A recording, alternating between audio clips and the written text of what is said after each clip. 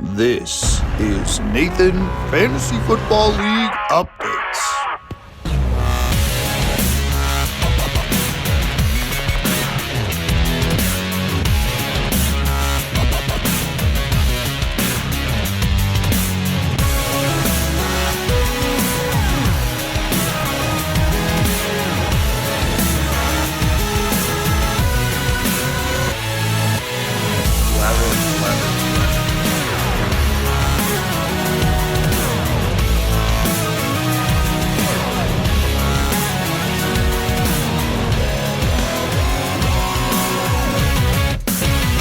It is officially here. The 2025 Fantasy Football League playoffs are back. An exciting finish to the regular season has brought us to the moment we've played 14 weeks for, and boy, have each of those weeks mattered.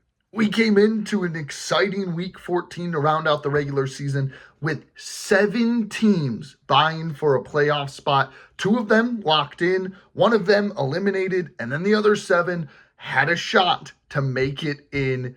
And boy, was it fireworks at the end of the day. I don't want to spoil anything because right now we're going to break down. First, we're going to get you that regular season finale, wrap up all of those games. Then we're going to reveal that playoff bracket, and then we're going to get you my predictions for the wild card round. An exciting episode ahead, so hopefully you can stick with us all the way through, but we're not going to waste any more of your time.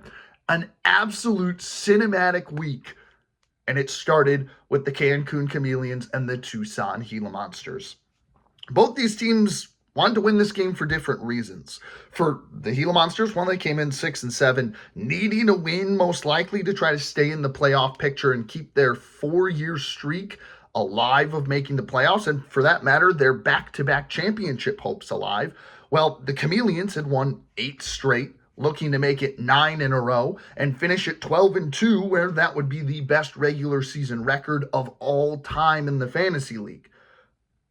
And for the Gila Monsters who needed to show up, well, they didn't show up at all in a must-win game. They got stomped by the number 1 team. Now in league history, the Chameleons 171-98.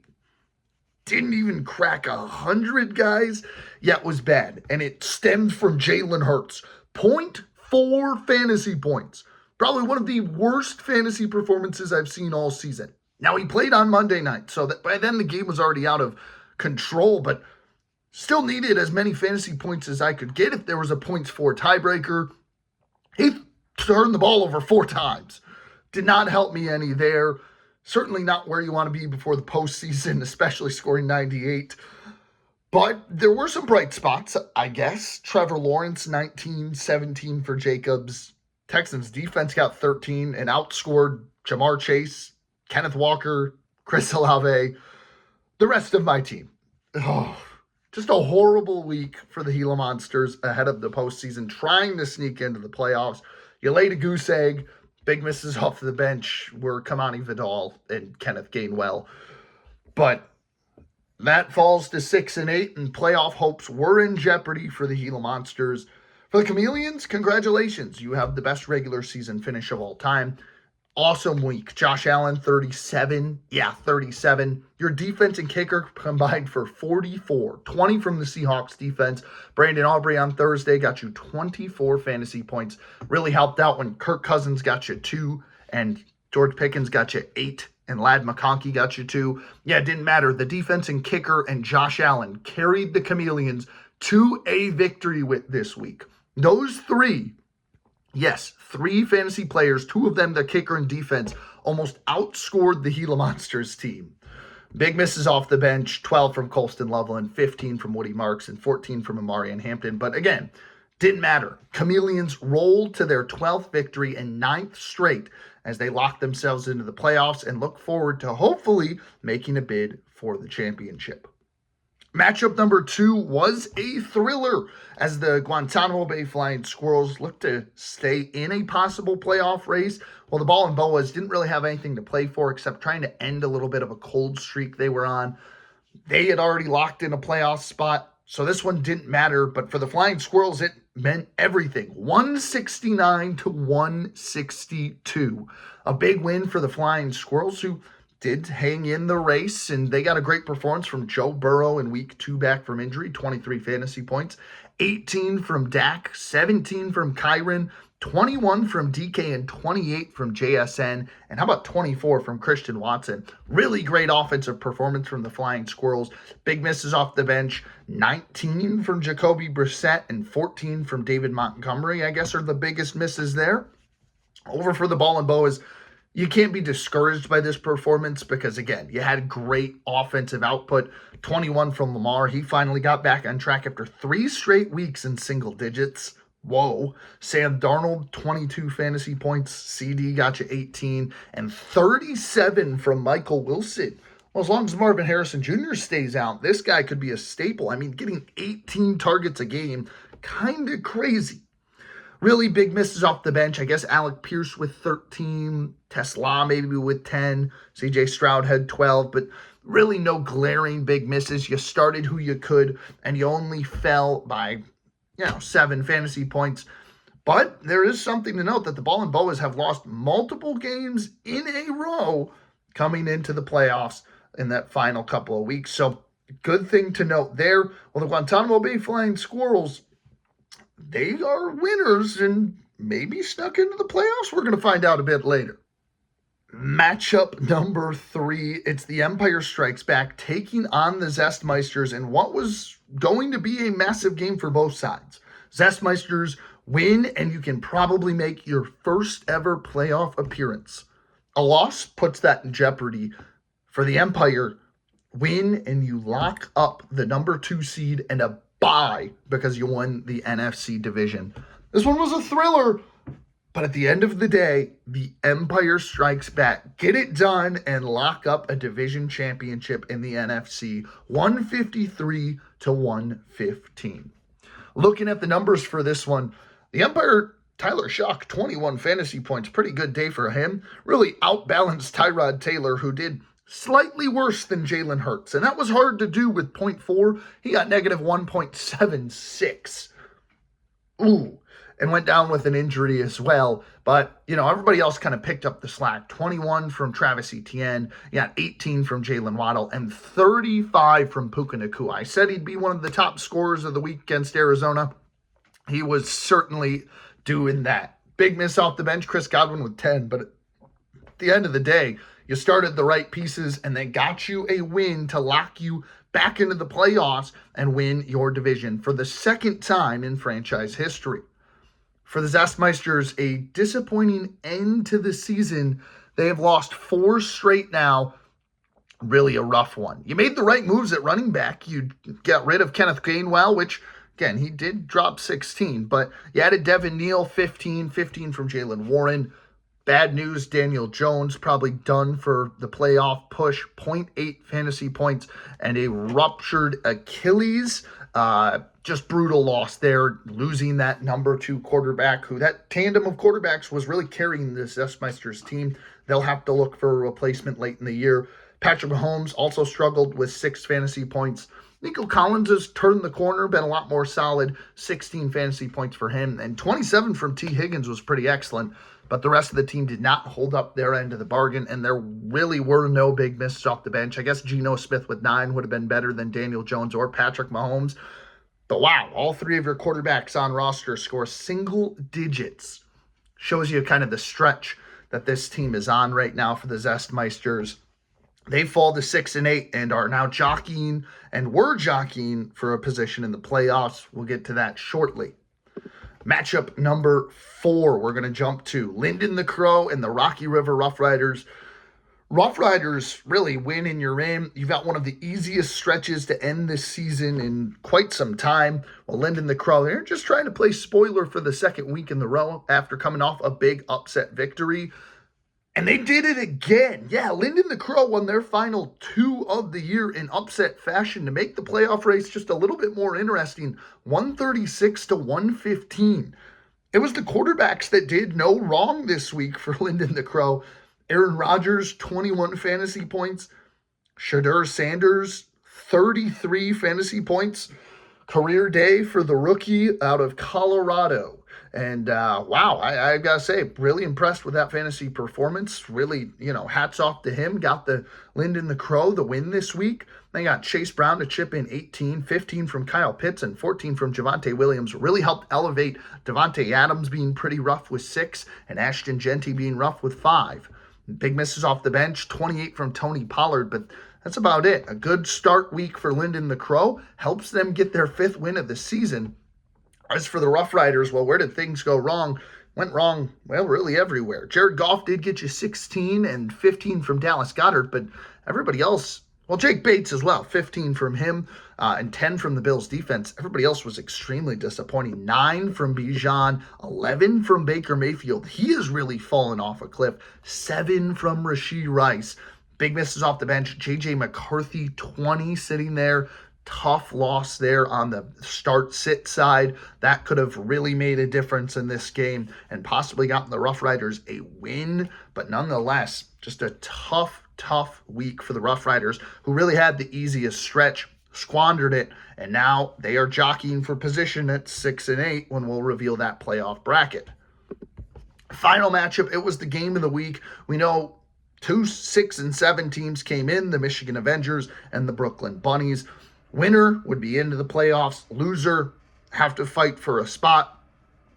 And man, talk about getting hot at the right time. The Michigan Avengers know how to find their way to the playoffs. 188-114. Just a dominating victory from the Michigan Avengers, who have offensively just turned it up to another level down the stretch. And that's going to be a dangerous team come playoff time as they knock off the Brooklyn Bunnies, who fall to 6-8. You're starting to see the theme here. For the Avengers, man, where did they go wrong? In one spot, I guess. The one spot you've got to fault them on, 0 fantasy points from the Colts defense. That's about it. 15 from Bo Nix, 23 from Matt Stafford, 37 from Jahmyr Gibbs. How about 17 from J-Mo, 16 from Bucky Irving, 20 from Zay Flowers, 14 and 16 from Bowers and Pittman. Even your punter was awesome, Johnny Hecker, and Cameron Dicker nabbed you 20. Big misses off the bench, I guess 25 from Harold Fannin Jr. That's about it. Everybody else was right on the money. So good start week and really impressive finish to the season from the Michigan Avengers. Despite that upset loss to Lyndon the Crow, still feels pretty good about this Michigan Avengers team. For the Bunnies, well, a lot of things did not go right. So 12 from Justin Herbert, 19 from Jordan Love was pretty good, but Justin Herbert with that hand injury, you've got to imagine that's going to affect his play down the stretch. Saquon Barkley got you 18 fantasy points, so he might be back on track. And 15 from Amon-Ra. Didn't expect him to play. He played pretty well. Jay Jettis, though, has not played well down the stretch. He's been in single-digit fantasy points for multiple weeks now, 3 this week. You need him come postseason time, whether you're in the consolation or in the winner's bracket. Justin Jefferson needs to step up, and then everybody else in single digits. Big misses off the bench really were none. Bad week all the way across the board for the Bunnies. And then winning in game, now they're 6-8. And now you see what predicament we had. Multiple 6-8 teams following week 14, which made the playoff bracket even more interesting. So right now, we're going to jump into it and break it down. All right, we have walked you through the end of the regular season. And as I'm sure some of you have picked up on, we had ourselves quite the predicament at the end of the regular season, because most of the teams that were battling for playoff position, well, they lost. So we became the predicament of, we had a lot of teams with the same record of 6-8 trying to get into the playoffs. This led to some interesting tiebreakers and ultimately led us to the bracket we have. So we're not going to waste your time. We're going to reveal this bracket and break down how the tiebreakers went in favor of every team and who's going for a chance at the championship. So we'll start first with our obvious look at the bracket here. We'll start with the buys. The 1 seed, no surprise, it's the Cancun Chameleons. They finished with the best regular season record in league history at 12-2. Their offense has been spectacular, top of the league. So that's no surprise. They certainly earned themselves a first-round bye and have earned the title of, hey, this is the team you've got to beat. This is the title contending squad. On the other side, the winner of the NFC, the Empire Strikes Back, got their 8th win of the year over the Zestmeisters in Week 14 and have, for the second time, won a division and will earn themselves a first-round bye in the playoffs. So congratulations to the Empire. Those are your 1 and 2 seeds. Now we get into our wild card round. This is where things got interesting. We'll start first by revealing our 3 seed, a team we already knew was going in the playoffs a couple weeks prior, the Bangkok Ball and Boas. They wrapped up the 3 seed at 8-6. They ended on a 2-game slide, though, so obviously not exactly where they wanted to be. Hopefully they can right the ship in that first round. But because the Chameleons are in your division, yeah, you probably would have won the NFC. But at the end of the day, the Ball and Boas will be our 3 seed this year. Now to the other side, our 4 seed, surprisingly, the only team at 7-7. This one was an obvious one as well. The Michigan Avengers get in for their 5th straight year. Yeah, that's right. The Michigan Avengers finish at 7-7, find a way to get in the playoffs after at midseason. Things looked a little bleak, but this is a team that the past 2 seasons has made it to the championship game, won in 23, and then finished runner-up in 24. Can they get back for a 3rd time and try to win their 2nd championship? That would make them the first franchise to win 2 championships in league history. Now we get into the fun part of, we look at our matchups and we see, wait a minute, we have 5 teams at 6-8. Yeah, 5 teams in this league finished at 6-8. So we had to look at the tiebreakers. Between all of those 5 teams, first tiebreaker is head-to-head in our league. But with 5 teams, there was an uneven amount of games between all teams that played each other. Because of that, the tiebreaker goes to points 4, which favored our number 5 seed, the Brooklyn Bunnies, who, although they lost, they were able to do enough to get into the playoffs at 6-8.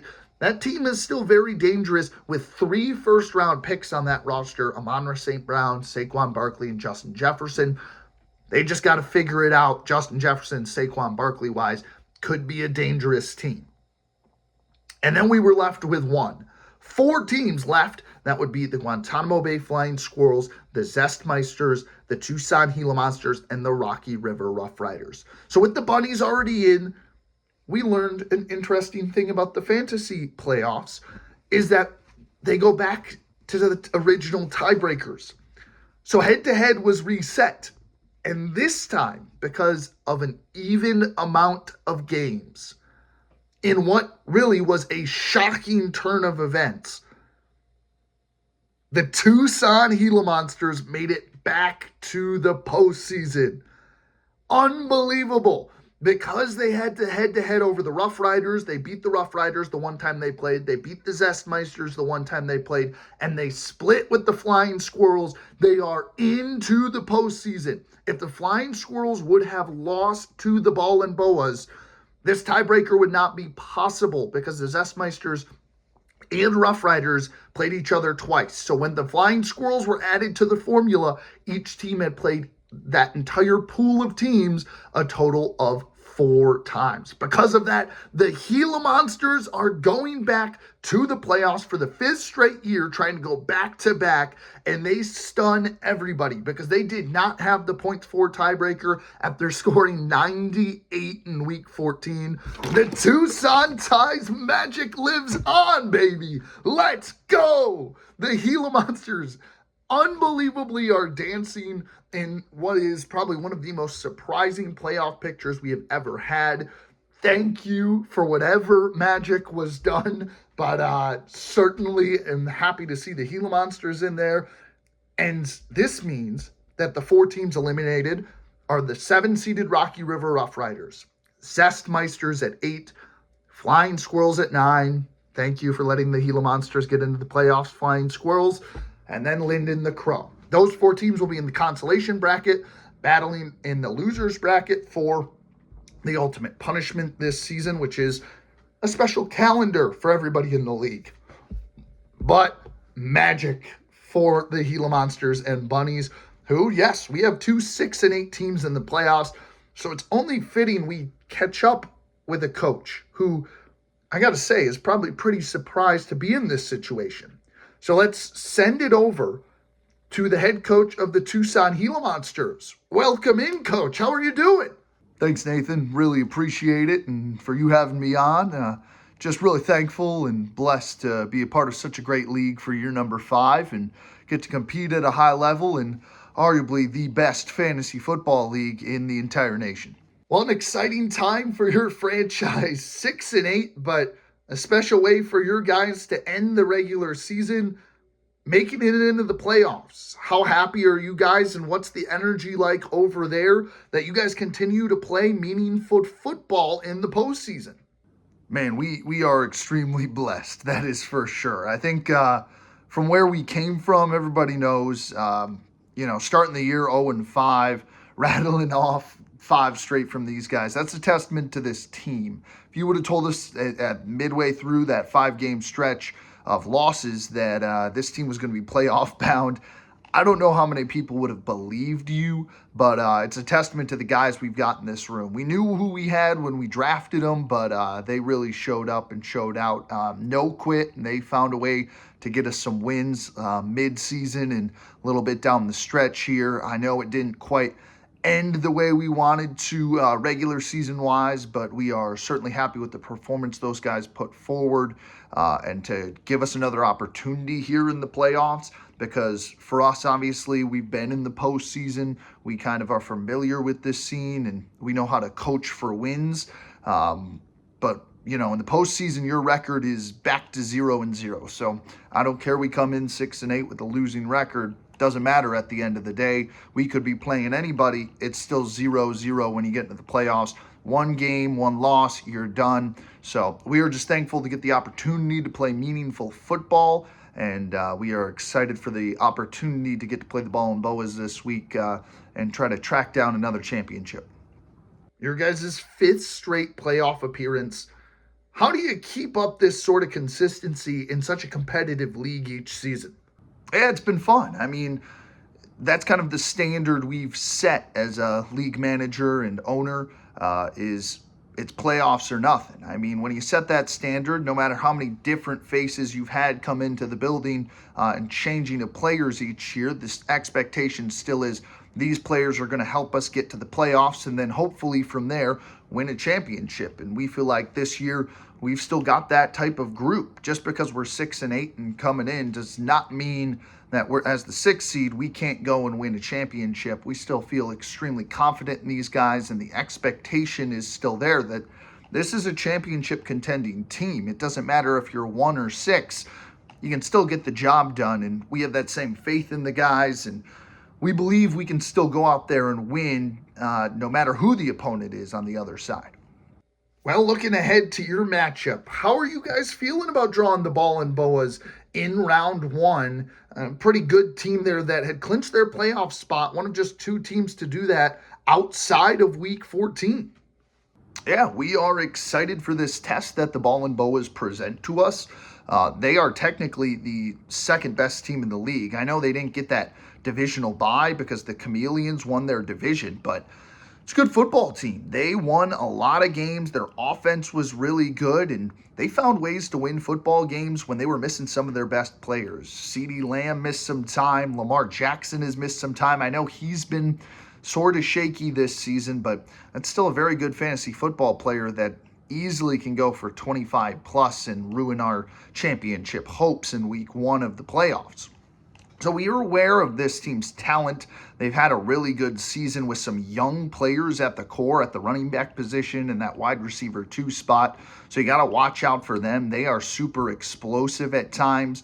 So we are aware that kind of our job is to go out and score points. That's how you win the playoffs is, hey, guys have to step up. We've had shaky point totals all season. So we are challenging the guys to go out there and score consistently in the postseason.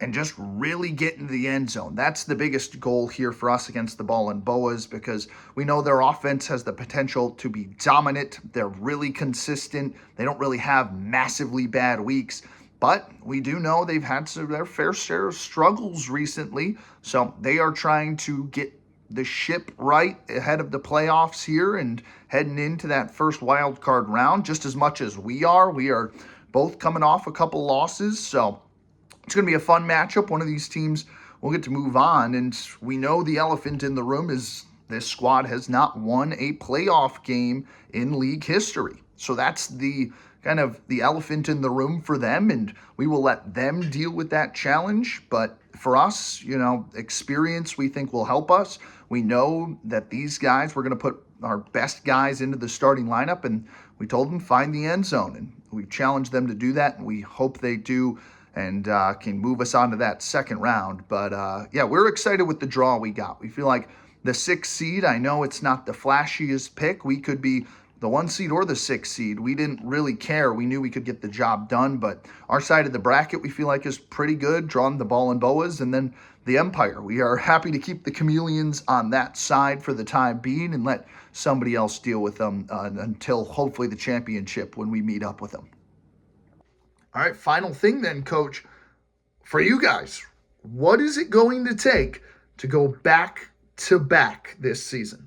At the end of the day, for us, it's kind of just a motto of do your job. We feel like this was a squad that we just need to find a way to make the playoffs, and this was a squad that was built for it. We drafted knowing that these guys had pretty easier matchups come playoff time, and that could really benefit their point totals.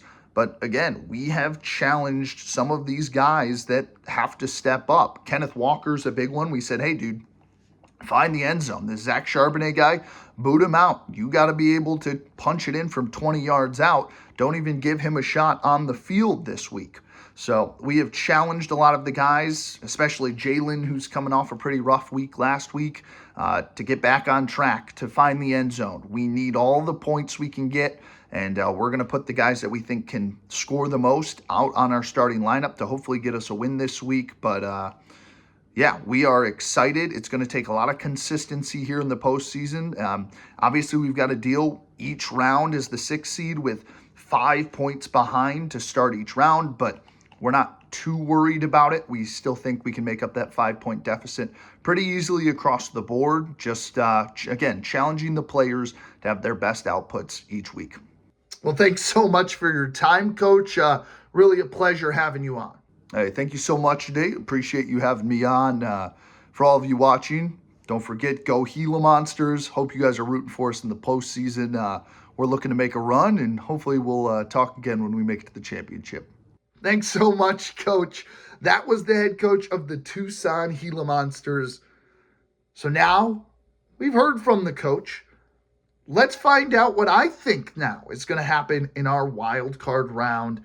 Exciting week ahead in the postseason. Let's break it down. The time we've been waiting for. My predictions for the wild card round of the postseason here in the Nathan Fantasy Football League.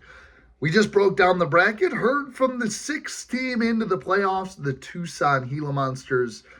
So now it's time to predict this week in the consolation ladder. We'll start there. First, we'll look at the bottom 2 teams. The number 9 Flying Squirrels take on the number 10 Linden the Crow. Pretty good matchup, I want to say, in the first round. Now, for the consolation ladder and the losers bracket here, does not matter that first round. Really, it's that second round of the postseason that you've got to worry about. The 2 winners in that first round will play each other. The 2 losers will play each other. And then from there, the 2 losers of those next games, well, those are the 2 teams we're going to see in the toilet bowl, as they like to call it. The loser of that game will be doing the punishment this year. So we'll start with this matchup. Both teams trying to get off to a good start here in the postseason. Flying Squirrels coming in, winning 3 of their last 4.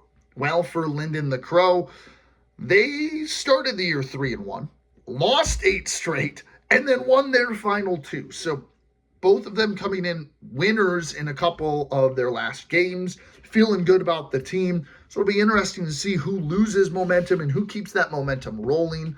We'll start first with the Flying Squirrels, who, again, this is a series that is led by the Crows, who have led the postseason matchups. But this season, they did split that series against each other. So they do have that running for each other. But I'm really looking at some key players here, as you guys can see. For me, for the Flying Squirrels, that running back tandem really need a lot of push from them. And I think the quarterbacks are going to play a massive part in this postseason push. I know it's the losers bracket, but Burrow, Prescott, and Cook and Williams can really keep them out of that toilet bowl game if they play well, along with JSN. Really like the chances of the Flying Squirrels, even as the 9 seed, to really avoid the Rough Riders and Zestmeister's chances at causing some chaos here. But Linden the Crow, they have proven they can win here. George Kittle, really need him to play strong. He picked up Jaden Reed, which I do like sneakily there to kind of help you out here in the postseason.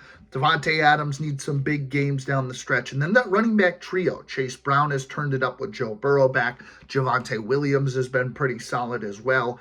Ashton Genty, though, tough stretch here for him in the final couple of weeks. He needs to be better if Linden the Crow wants to avoid that toilet bowl. Looking at this matchup, obviously the quarterbacks are going to play a big part in this for Linden the Crow. They came off great week last week, and because of that, Linden the Crow won. Bad weeks, though, could cause them some problems. My prediction for this one, looking at it, I do have a 10-plus point spread, and I am going with the Flying Squirrels in the first game of the consolation bracket. I think the Flying Squirrels offense, really good. It's a shame they missed the playoffs. They went on a great final run. Just, again, too little, too late. Now, if they win their last 4, very different stretch for them. They're into the postseason, but unfortunately they came up just short. Because of that, they're here, but I think they're succeeding. They beat Linden the Crow in that first matchup in the wild card playoffs, but it's the losers bracket. Matchup number 2 of the losers brackets, the 7-seeded Rocky River Rough Riders and the 8-seeded Zestmeisters. Another good one here where series-wise the Rough Riders lead it. And then in the postseason, this is just the 3rd all-time meeting between these two, which it's been split down the middle at 1 apiece. For the Zestmeisters, you're heartbroken for 5 straight years, no postseason. It seemed like this was the year, but I got to say it, the St. Brown trade really hurt the Zestmeisters. They lost 4 straight. Before that, they were a 6-win team. Looked like they were almost destined to make it in. I think that St. Brown trade really hurt them down the stretch. For the Rough Riders, you're just stung that, you missed the postseason on a head-to-head tiebreaker. The Flying Squirrels don't win. You're into the postseason as the 6th seed, and now you've got to watch your rival take the 6th seed and go on a hopeful run. Well, you're hoping not, but Gila Monsters are hoping for a run in the postseason. Certainly stings, and now you're fighting to not do the punishment this season. So when you look at this matchup, obviously, both of these teams are ice cold. The Rough Riders lost 5 of their last 6, and they had one of the easiest finishes to the year. And the Zestmeisters on the other side, well, they lost 4 straight in a row. So you look at the losers bracket, it's like, whoa, the 9 and 10 teams are the teams that are on fire. The 7 and 8 teams are on a cold stretch. It's all about who's hot at the right time in the postseason, just around there. And for these two teams, they are both ice cold. So this game is much needed for one of them to get into the win column and hopefully find themselves outside of that loser's game. Looking at it, though, from a fantasy perspective, the Rough Riders need Bijan to get back on track. They need Derrick Henry to play really well.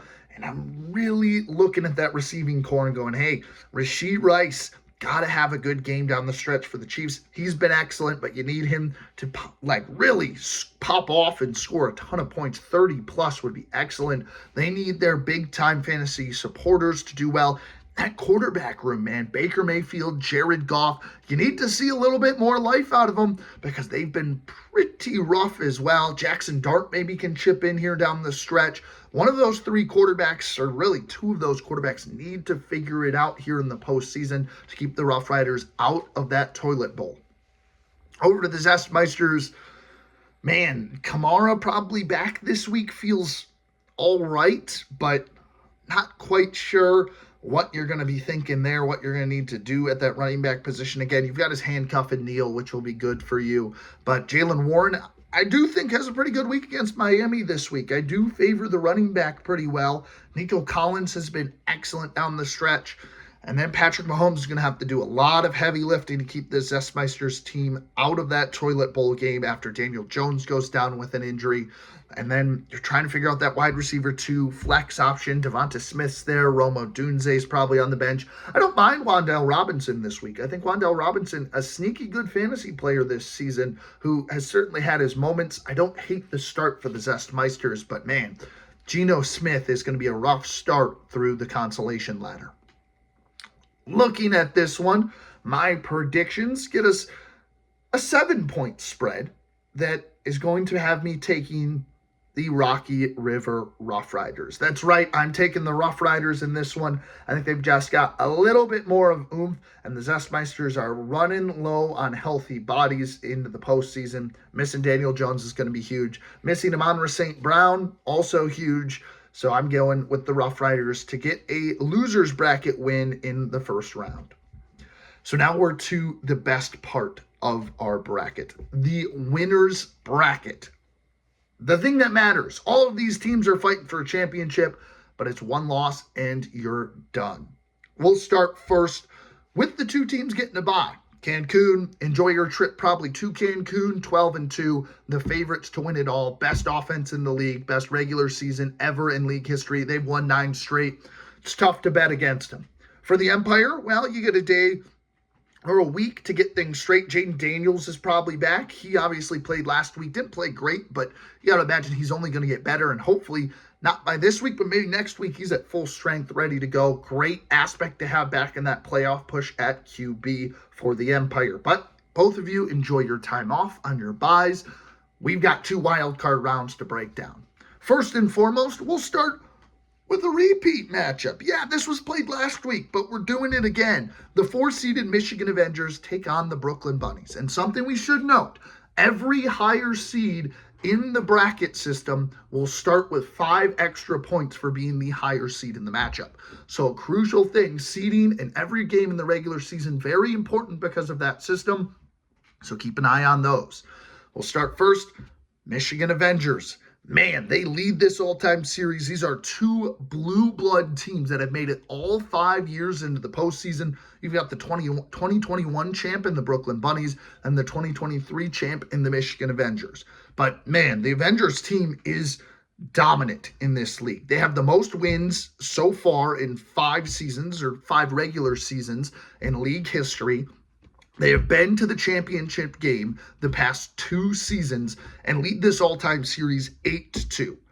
This series has been so one-sided that the Bunnies haven't beaten the Avengers since week 10 of 2023. And coincidentally, in that year is the only time these 2 have matched up in the playoffs. Guess what? The Avengers won that one. And then, to make things more in the Avengers' favor, well, they've swept the season series. And those are 2 of their 3 highest scoring outputs have come against the Bunnies. Man, the Avengers have had the Bunnies number this year for most years. Not to mention, in favor of the Avengers, they've won 4 out of their last 6. This team went from, wow, this blue blood might not make the postseason to, yeah, this is why they're a blue blood. They figure out ways to win. Their offense got healthier and better down the stretch. Rico Dowdle played a huge part in that. Bucky Irving coming back was awesome. Jahmyr Gibbs has hit another plateaued level, and you've got to imagine he's just going to turn it up in the postseason like he did last year, possibly willing the Avengers to their 3rd straight championship game. Looking at this one from a player standpoint, man, I know we haven't said a lot of good things about the Bunnies, but this was the preseason number 1 team for me. Looking down this roster, this is a team that can win in the postseason. The quarterbacks, I know, Justin Herbert is hurt. You could tell he wasn't feeling like himself in that Eagles game after the surgery with the hand. It's going to be tough for him down the stretch. I don't know how many 20-plus point games he can get you, but if he can play serviceable, that's really all you're looking for from the Bunnies. Jordan Love, then, though, is going to have to step up here in this postseason push for the Bunnies. They want to see some success. They haven't had a ton of success since 2021. They've been an exit in that first or second round the last couple of years. So Jordan Love, that quarterback, is really going to need to step up, because I don't know if Herbert can do that, but we talk about it every time we mention this team. This team has been able to trade for two first-round picks, including their own. Justin Jefferson, extremely disappointing here. He's got to step it up in the postseason. They've got to get him the football. I don't know how they don't throw it more to this man, and how they can't scheme up some easy screens and underneath routes to get this guy open, because they need to. He is their offense, and for the Bunnies, he is also their offense. So they need a big postseason from Justin Jefferson. Saquon Barkley, a big piece they traded for, has been disappointing for most of the season, but the last couple of weeks has stepped it up and has gotten more explosive runs. I expect that to continue, and alongside Jonathan Taylor, that is a dangerous running back room that obviously Phillip Rivers, 44 years old, is probably about to start for the Colts. They're going to run the football a lot with Jonathan Taylor. Phillip Rivers is going to want to dunk it off to him as well out of the backfield. Jonathan Taylor is going to be a bell cow in the postseason. I expect him to be the top scorer of the week this week in fantasy. Remember his push he had last year with the Cave Shrimp, who won the championship? He was the bell cow in the final couple of weeks for the Colts. Think it happens again. Big playoff stuff from him. We're looking at two of the top running backs in the postseason last year, Gibbs and Taylor. And then Amon-Ra St. Brown. Obviously was nursing that injury. Still played pretty well last week. Tough guy. He gets a tough matchup this week against the Rams. They're going to need him. I think he goes for 20 plus. And then that flex and tight end position, Warren and then either Debo or Quentin Johnston, going to need to see some support and consistency out of those positions if the Bunnies want a chance in this one.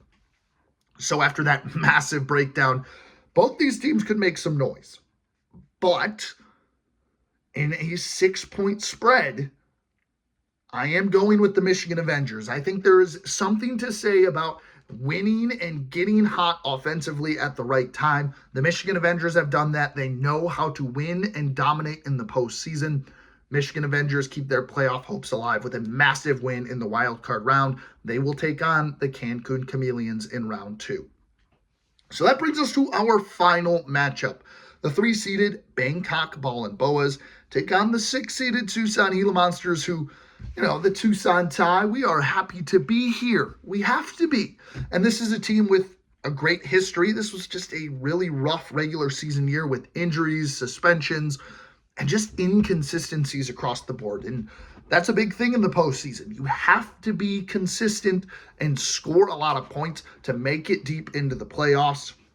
This Gila Monsters team, they've shown a little bit of that in the midst of their season stretch, but it's been really rocky. For the Ball and Boas, they have been really consistent for most of the season and now have hit a rocky stretch towards the tail end.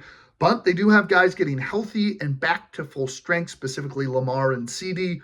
So this one's going to be interesting. When you look at the breakdown of this, the Gila Monsters have won this series 5 out of the 8 times and have defeated the Bangkok Ball and Boas in their lone playoff matchup back in 2022.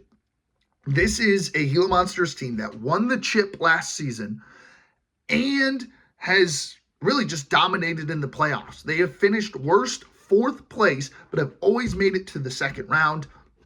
2022, coincidentally, the last time they faced off, the Ball and Boas were the 6th seed, and the Gila Monsters were the 3 seed. Now, the other reason I mention that is, unfortunately, this is a Ball and Boas team that the monkey on their back, the elephant in the room for them, is they have yet to win a playoff game. This is a team that has a lot of success, a franchise that has a lot of success in the regular season and squanders it away in the first round of the playoffs. Is this the year that the Ball and Boas get it done? This feels like the most opportune time for them to be able to get it done with a 6-8 team, 6 seed coming in and a 5-point advantage their way. But you never know. For the Gila Monsters, they've got nothing to lose. The slate resets, but this is a miraculous Cinderella story to even make the playoffs. They lose their first 5, start 0-5. They win their next 5, and then lose 3 out of their last 4 and still make it into the postseason. That's the luck of this Tucson Tide. Still cannot believe it, but what a matchup between these two teams. We'll start first with the 6-seeded Gila Monsters. They need some consistency, and they need their number one overall pick, Jamar Chase, to show up. He has been so rocky, and especially with Joe Burrow back, it's weird. Joe Flacco was so much better at getting that man the ball. Joe Burrow's got to do a much better job of connecting with his former teammate. It shouldn't be that hard. You need Jamar Chase to get you 20 to 30 fantasy points each week in the postseason if you want a chance for the Gila Monsters. Josh Jacobs needs to continue to be the bell cow in Green Bay, stay healthy, and find the end zone. And then Chris Olave probably needs to have a good game. He needs to stay consistent. Along with Tedero McMillan, you need to figure out that running back 2 position. And then Jalen Hurts needs to figure it out. He plays the Raiders. That should easily be a 20-plus point performance. But the Eagles' offense has been distant, gone. Don't even know what happened to him. Jalen Hurts needs to find a way to get back on track. That's going to be a key here for the Gila Monsters. For the Ball and Boas, you need to see the rookies shine. Egbuka, Henderson, Judkins. Those 3 are going to be massive in this playoff push. They need to show their consistency. They've been extremely inconsistent, as most rookies are. But you're going to need to see some explosiveness from them in the postseason, big weeks in some big matchups for those 3 rookies. And then for some of the veterans in the room, Trey McBride, tight end 1, just needs to keep doing his thing, find the end zone a couple times. He was great in the postseason last year for the Cave Shrimp on their championship run. And then CeeDee Lamb needs to do CeeDee Lamb things and not get hurt and disappear in the postseason like in years past. And Lamar needs to figure it out. Obviously, coming off a 20-plus point performance, that's more of his style. But he's, before that, 3 straight single-digit games. Something to be said there. Lamar got to figure it out in the postseason. When reflecting on this matchup, this could go a couple of ways, just because the Ball and Boas have yet to win that first playoff matchup. Does this feel like the year, or are the Gila Monsters going to continue to flex their blue blood muscles and find a way to win this one? I think it's going to be a tight contest all the way through. I've got a 1-point spread, and I believe in some Cinderella runs. Give me the Gila Monsters in a 1-point game. Both of these teams are on a downward spiral. One of these teams will kind of right the ship. I think it's going to be the underdog, the 6-8 team that's got nothing to lose. Jamar Chase shows up. Josh Jacobs shows up. Big week. Maybe even Kenneth Walker finds the end zone. We will see. But I think the Gila Monsters pull off an upset. We have had upset last year with the 6 seed and the 5 seed. And then in 2021, it was the Tampa Bay Thunderbirds who won the championship, now the Bunnies, in 2021 as the 6 seed. Could the Gila Monsters be the first to go back-to-back in 2 championships? I think so. So there you go, our postseason breakdown. That gets you through everything this season, the regular season, and now the wild card round. Let me know in the comments below, who do you got in the wild card round? Who is winning? And then who is your champion this season, looking at the bracket for the first time? Let us know in the comments below. Good luck in your postseason push. We are so excited to get you all of our postseason coverage and excited to see this one through. Until next week, until that semifinal round, enjoy your week, enjoy the snow, Merry Christmas, and have a great week of fantasy football.